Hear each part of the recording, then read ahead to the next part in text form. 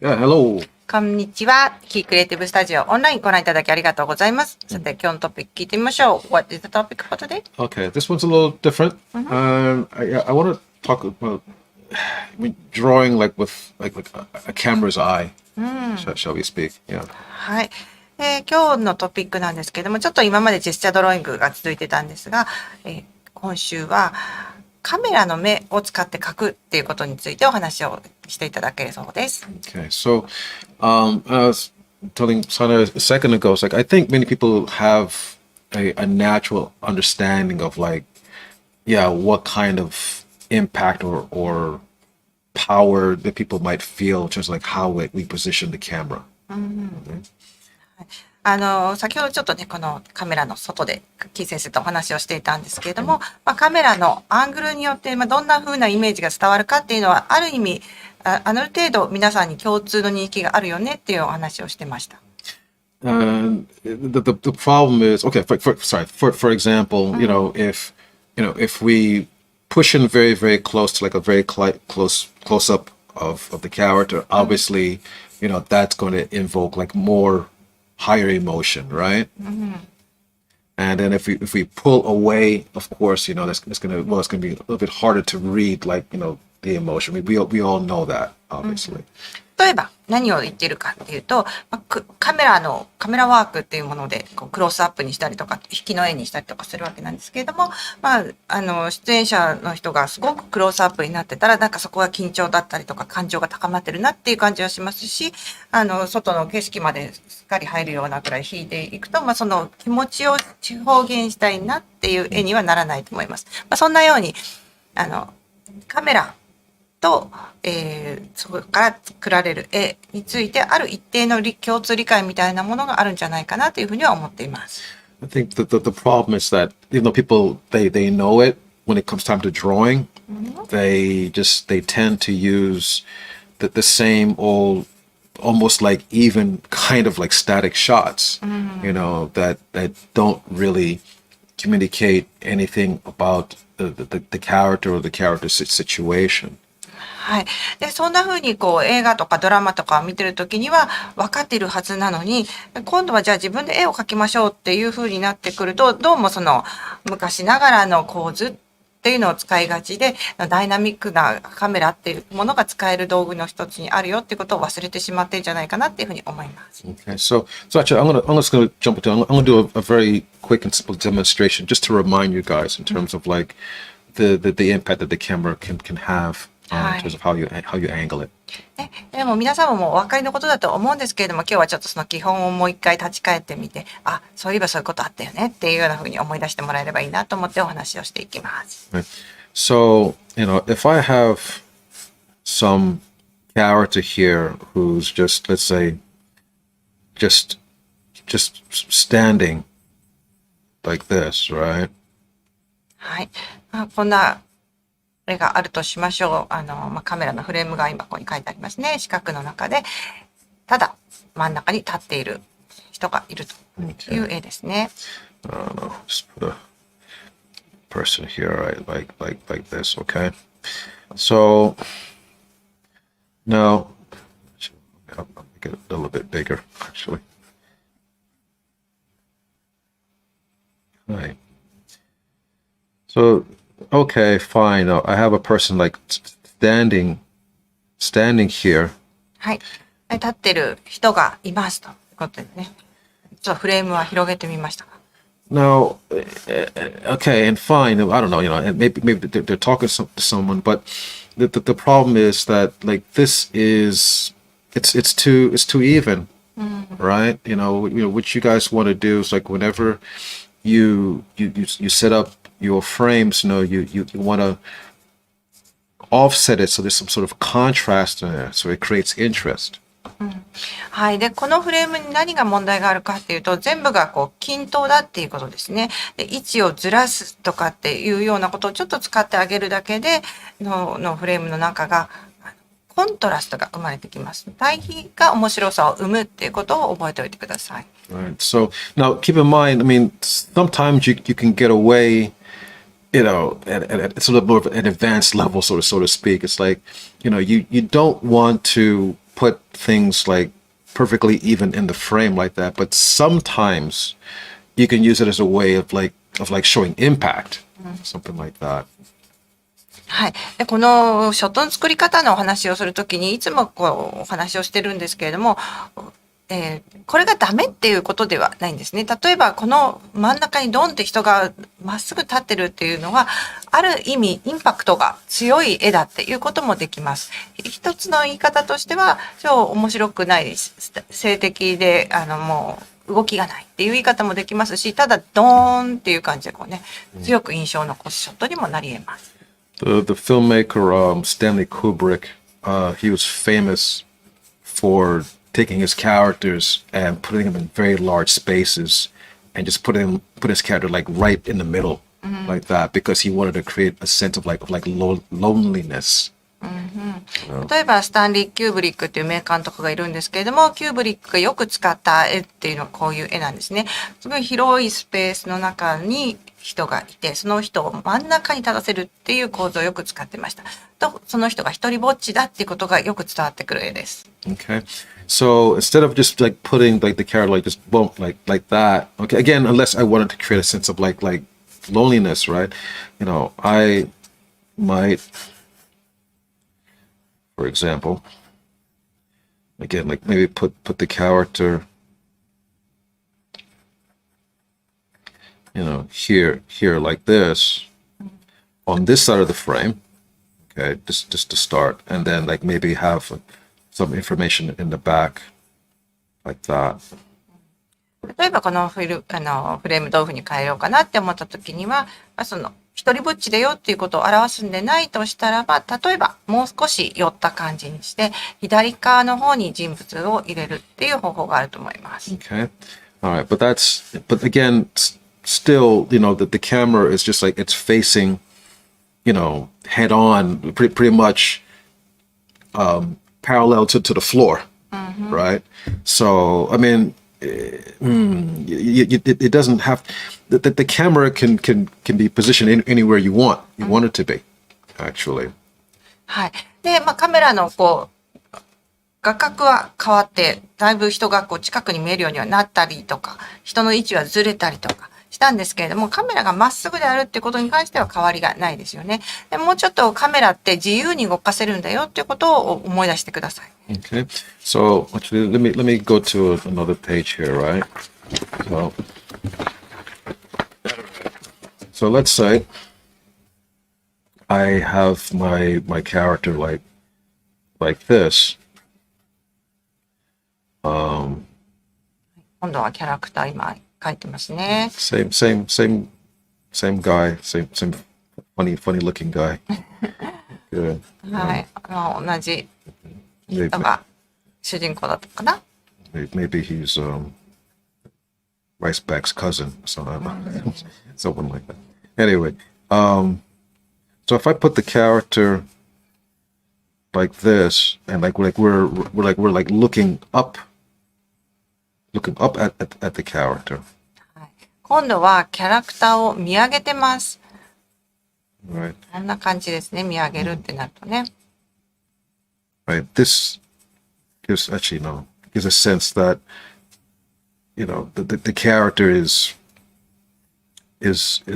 bigger and let's say strong, obviously, right? 下から見上げると今度は大きく見えるし、強そうにも見えてきます。Yeah. So if you're looking up, I said, then yeah, put this in a frame here.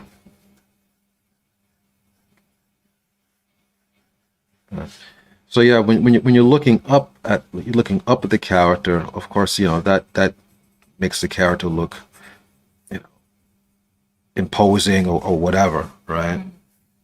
Okay. So you know, so this is what you want to do. Let's say for like a hero, or you know, or like a monster or something like that. はい。で、どうでしょう。同じキャラクターでもこんな風にカメラで捉えてあげると、なんかちょっと恐ろしさだったりとか、モンスターが縫って出てきたような感じだったりとか、ヒーローがスクッと立ったような感じだったりとか、でそんな感じがすると思います。Right.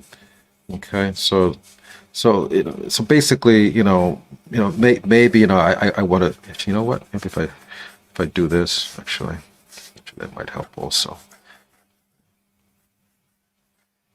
Put the character, let's say, like maybe like entering a room, like that, right? はい、今ちょうどこう部屋にバーンって入ってきたような感じにしてみました。どうでしょう？ Right. Yeah. So now it gives like a sense of drama when you do that, actually. Okay. ここでドラマが生まれたと思います。Okay. He's coming in, and yeah, I don't know. Maybe he's like discovered something or something like that. Okay. ね、なんかここでこの部屋に入ってきた瞬間に何かを目撃したのかなっていうようなそんな感じがしてくると思います。Okay. All right. So that's one thing. Another one. Okay. So let's say if I switch it, for example, and then もう一つ書いてみますね。I'm looking down at the character. 見上げるがあったとしたら次は見下ろすになりますね。So I don't know, maybe the characters here, and then kind of like that. Okay, hands here, whatever. So not quite as not so threatening anymore.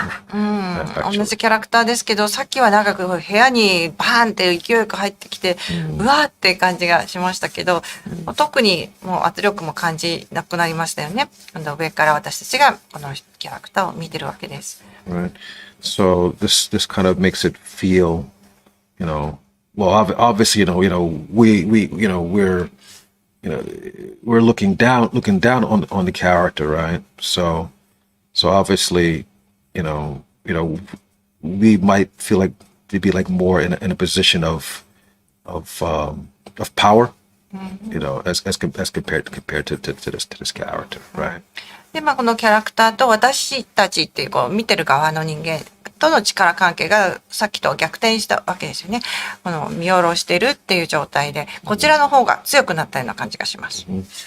However, you could still play on it if you wanted to, because like before I said, okay, like maybe like he's entering a room, but I can still do the same thing. Like maybe he's entering, yeah, maybe he's entering a room. 同じ状況にもできますよね。またやっぱりここもちょっとドアを書いてあげて、部屋に入ってきました。はい。And discovering something, so or maybe it still gives like a sense of drama to it, actually. 何かこの部屋に入ってきて見つけたのかなっていうようなこうドラマみたいな感じが生まれたと思います。Right. So the key is like you don't want to you don't want everything always to be so like perpendicular like this all the time. It's like, okay, I'll put the man here, and he's walking from left to right. Yeah, you want to get away from that. Play it up. Or what? はい。なので言いたいことはですね、フレームがありまして、男が左から右に歩いていきましたっていうのをもう真横から撮るっていうようなことだけをやるんじゃなくって。Yeah. So I don't know. Maybe I have my character here, and maybe he's looking up at something. ね、キャラクターがいて。こうちょっと目線が上の方に向いているとしましょう。Right. Actually, yeah. And maybe there's some tall buildings here or something like that. Whatever. だからの目の前には高層ビルが建ってるみたいな。So actually, I should put it this way. So yeah, you wanna try to like offset things as much as possible. 位置をずらすっていうことですね。この構図のポイント。まっすぐ真ん中っていうものを避けて構図を作ってあげると面白いと思います。Well, and or sometimes if you get like really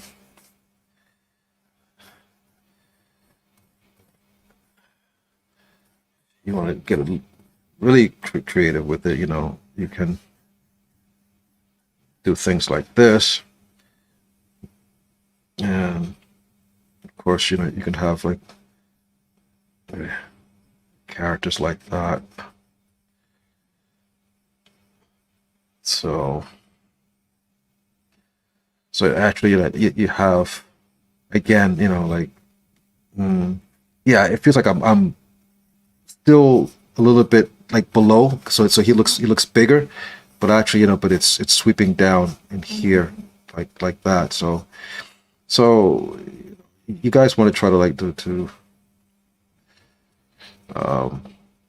experiment as much as possible. I guess is what I'm trying to say. When you're composing, what do you want to say about the scene, and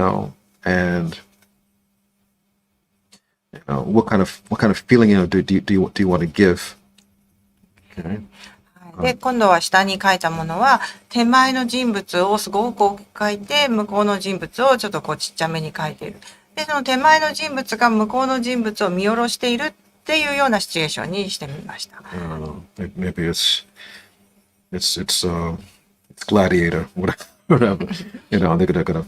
But there's some Colosseum or something like that, which is okay.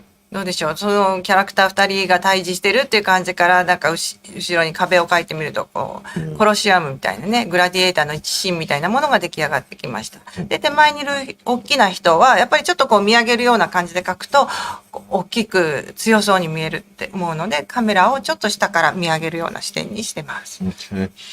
So one thing you might want to do, it's my last bit of advice, is like when you watch like movies, like on whatever, Netflix or TV, like look how the directors like frame the scenes, and like what does it communicate? Look at like when it's communicating like maybe something. Obviously this is like a confrontation, obviously, right? So like how does the director how does he frame that? Here, someone is obviously is facing something, that's bigger than him. How does the director frame that? はい。で、じゃあ皆さんにこれ、今日のトピックから考えていただきたいのは、どういうふうにフレーミングするかっていうことで、絵が伝えてくるものが変わってくるっていうことです。映画を見てるとき、あるいはネットフリックスとかテレビドラマとか何でもいいと思うんですけれども、そのフレームを見たときに、ディレクター、監督さんがですね、そのシーンから何を伝えたいのかっていう意図が汲み取れるフレームっていうのがあると思うんです。例えば今一番最後に書いた例で言えば、グラディエーターで今から対決があるんだよっていうようなことが、こう、緊張感みたいなものとともに伝わってくるんじゃないかなっていうふうに思うんですね。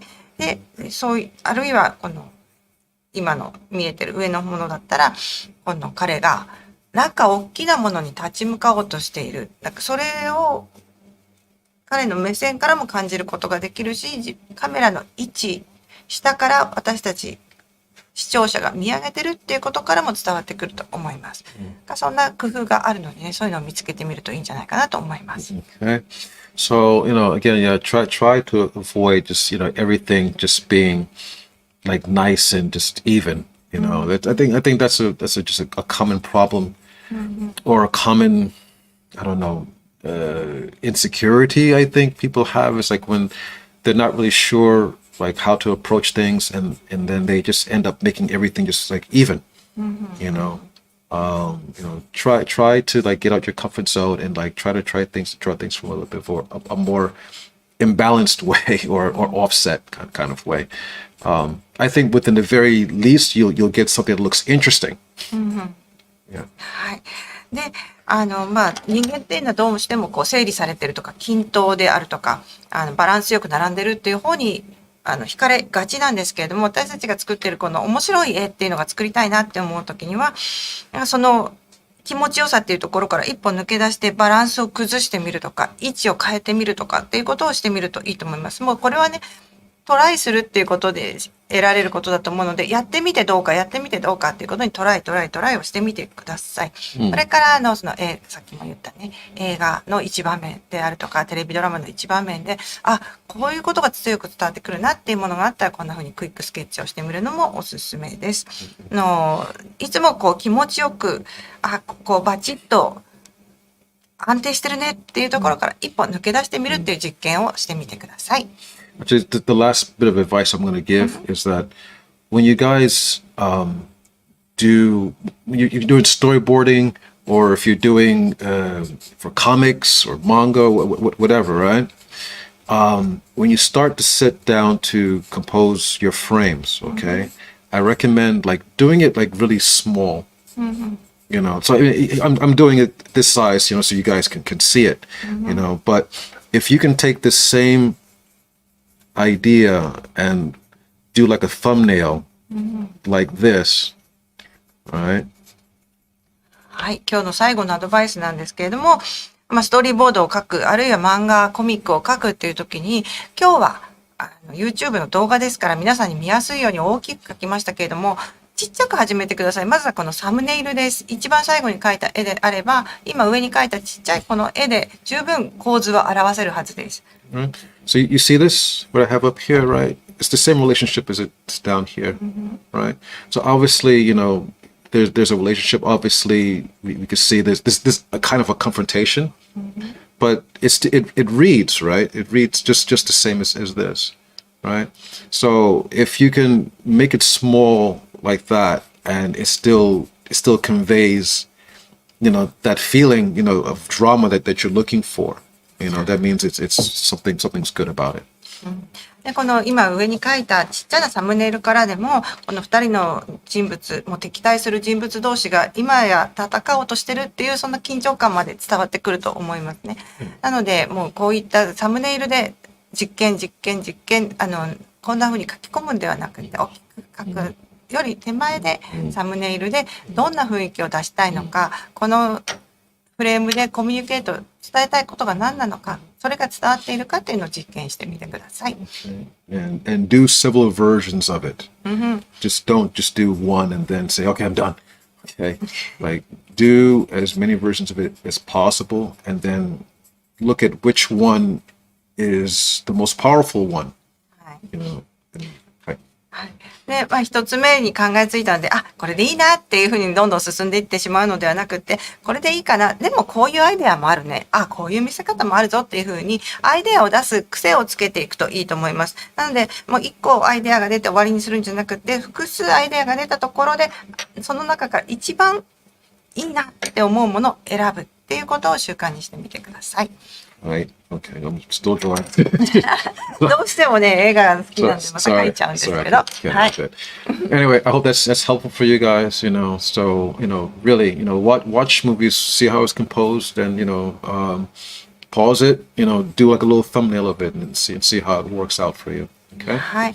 で、次回映画を見たら、これは配信じゃないと無理かもしれませんけれども、まずいいなって思うフレームが来たら一時停止をしてその構図を書き留める。でもちっちゃい絵で構いませんので書き留めるっていうことをやってみてください。Okay. I guess that was good. I guess I'll see you guys next week with another video. Okay? はい。お楽しみいただけたでしょうか。また来週どうぞこのチャンネルご覧ください。Okay. ご視聴ありがとうございました。See you next time. また来週。Bye bye.